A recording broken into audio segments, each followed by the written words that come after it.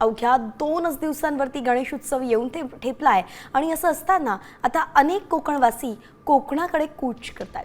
रेल्वेनं ते रवाना झालेत, मात्र त्यांना संघर्ष करावा लागतोय।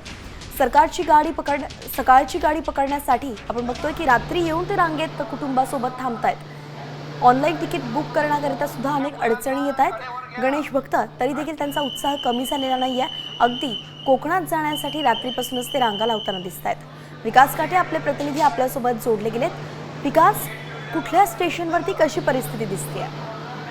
कोकणवासी खास करून ठाणा आणि दिवा या ठिकाणावरनं कोकणात जात असतात। यंदा देखील गणेशोत्सव आहे। ठाण्यामध्ये काल देखील असं चित्र होतं, आजही असं चित्र होतं की 24 तास अगोदर या ठिकाणी येऊन त्यांना रांगा लावाव्या लागतात। त्याच्यानंतर त्यांना जो काही त्यांना डबा आहे किंवा त्याचं रिझर्वेशन आहे त्या ठिकाणी जावं लागतंय।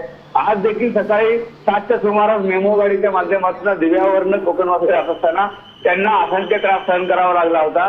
उद्या देखील अशा प्रकारची परिस्थिती असणार आहे। रेल्वेच्या वतीनं उपाययोजना जरी करण्यात आली असली तरी देखील दुसरीकडे कुठे ना कुठेतरी अभाव असल्याचं या ठिकाणी दिसून येत आहे। धन्यवाद विकास, अगदी सविस्तर अपडेट आपण दिली आहेत।